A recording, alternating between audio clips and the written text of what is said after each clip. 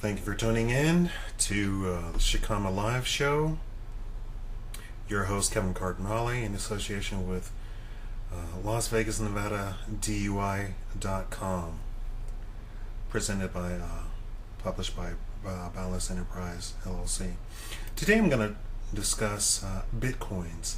This video is for people who are already familiar with Bitcoins, so excuse me if I don't go into detail about what Bitcoins are. I would hope if you need information about Bitcoins or what I'm talking about, go look it up. It's called Bitcoins, all one word. This is from Reuters. On Tuesdays, authorities in Spain, Costa Rica, and New York arrested 5 people at the digital currency firm Liberty Reserve, including its founder, Arthur Budovsky, and seized related bank accounts and internet domains. It was a further wake-up call for those involved in digital currencies, such as the most prominent Bitcoin, that they need to comply with anti-money laundering rules or risk facing a crackdown. Now, what is really disturbing about this is that what people are not going to understand is that you would need to carry this to its logical conclusion. The federal government is trying to not only shut down Bitcoins or shut down digital currencies, they are trying to assert authority over these digital currencies in the form of that the federal government has the only power to coin money. But that's not true. The federal government has the power to coin money of the United States. Bitcoins is not a currency of the United States. Second, if you take this to its logical conclusion, the federal government would then have the right to shut down and regulate all digital currencies, even fake ones. Now, people might not understand where I'm going with this. The single largest money-making endeavor for, I believe, Steam is its fake currency. Also, in the top 10 GDPs in Korea are from video games. Exchange fake currencies inside of video games, where the person pays money for some item in a game with real money, and the person receives a digital add-on in his game. These are very profitable, and the federal government is trying to, of course, shut that down. The federal government has been trying to shut this down before Bitcoin even came into the limelight. Don't be confused by them talking about Bitcoin or any other digital currencies. Specifically, the digital currencies that act like Bitcoins, where you are doing an algorithm to extract coins from the market just by your own GPU or CPU. The real target of this are these digital currencies within video games. They are extremely profitable, in the billions. I want to say trillions. I guess in aggregate, if you took all of the stuff in Korea, China, America, Europe, all of the video games, I'm sure it's hitting $1 trillion. It is a highly profitable money-making scheme, and the federal government is trying to find some way to get their hands on it. If they, in the process, shut down Bitcoin and what is the other one called, silver coin or something like that, it doesn't matter to them. Their target is to get a precedent set, and a precedent is a legal term meaning that one court says it, and then after one court says it, then all of the courts, then they could take that to all of their cases and say, well, this court over here said it, the legal precedent has been set. We have the right to shut down World of Warcraft. We have the right to shut down all of Blizzard. We have the right to shut down all of Steam. That's taking it to its logical conclusion if you have a background in legality, in the court system, in law. The entire point of Bitcoin was that it did not come under the Federal Reserve, did not come under the federal government, the U.S. federal government, that you could not be targeted because the entire system is anonymous. Now, on what grounds are they arresting and attacking these people? The only reason that they're able to do this is because these people are actual real people with real businesses. They just happen to be engaged in the digital currency.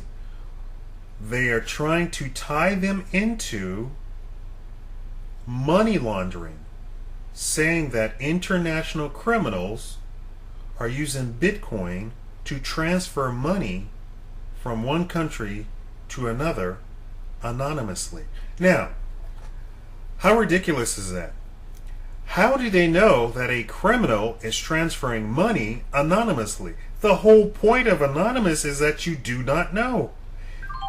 You cannot track something that's anonymous and come out with a conclusion that you have somebody's name.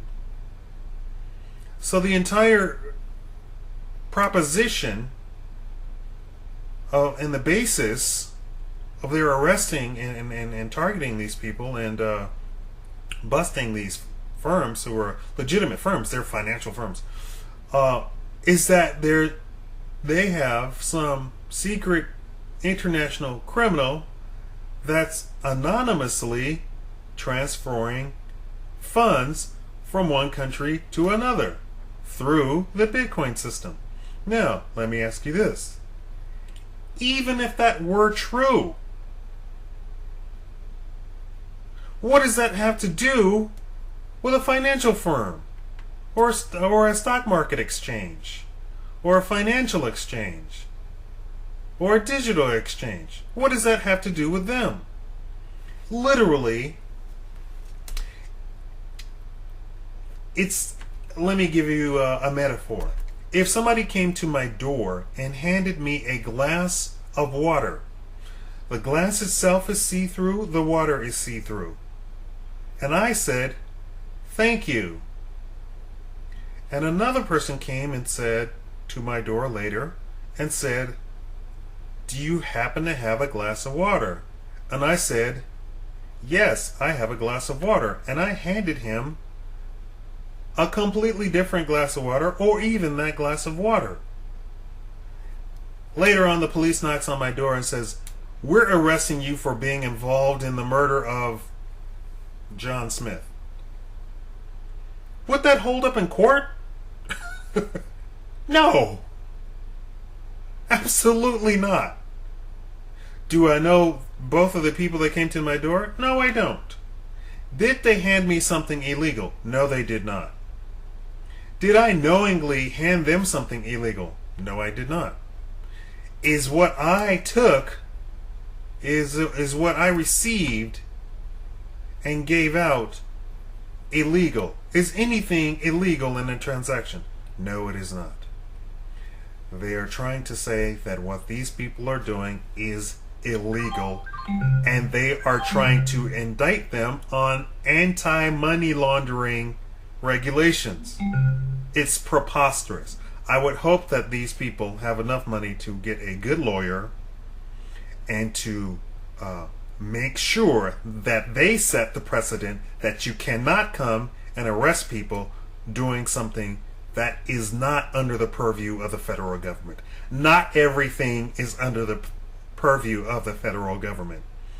Let me repeat that, because there are some Americans, I'm going to go with 90%, who think that the federal government has the power to do everything. They do not. Regardless of what CNN says, regardless of what MSNBC says, the federal government is not all powerful. That you lay down and take it is the travesty. I don't want to get upset. Okay. The federal government does not have plenary authority over your life. They cannot willy-nilly come in, arrest you, seize your business, seize your property. What does the domain have to do with this? Under what authority can they shut down a domain? Under whose authority? Where in the Constitution is that authority granted? It is not. That's like saying, I'm going to confiscate your refrigerator. Would you expect somebody, a judge, to go along with that?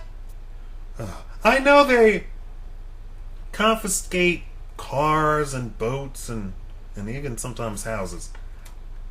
But it's theft. It's not even, it's people just lay down and take it. They don't have the authority to do it. But you know, most people don't have the balls to say, hey, you don't have that authority. And I understand that there's thousands of videos libertarians have made saying exactly the same thing. They don't have the authority to tell you that you have to buy car insurance and now health insurance. They don't have that authority, regardless of what the Supreme Court said, who actually did not say that they have the authority to require you to buy health insurance.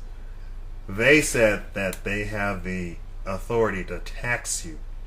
Well, if you go back and say this is not a tax and this is requiring you to buy health insurance, then the entire case has to be reopened and revisited. I'm talking about Obamacare, of course. They do not have all powerful authority. Now, I wish these people who were targeted by the FBI and the CIA to actually make sure that they go out into the public and ask the public to donate, because this needs to, somebody needs to put their foot down and say, no, you don't have the authority. Let's say if it was World of Warcraft, you don't have the authority to come into World of Warcraft and tell all, 4 or 5 million players that they cannot pay for digital stuff. Because at the end of the day, that's all it is. You're paying for digital stuff.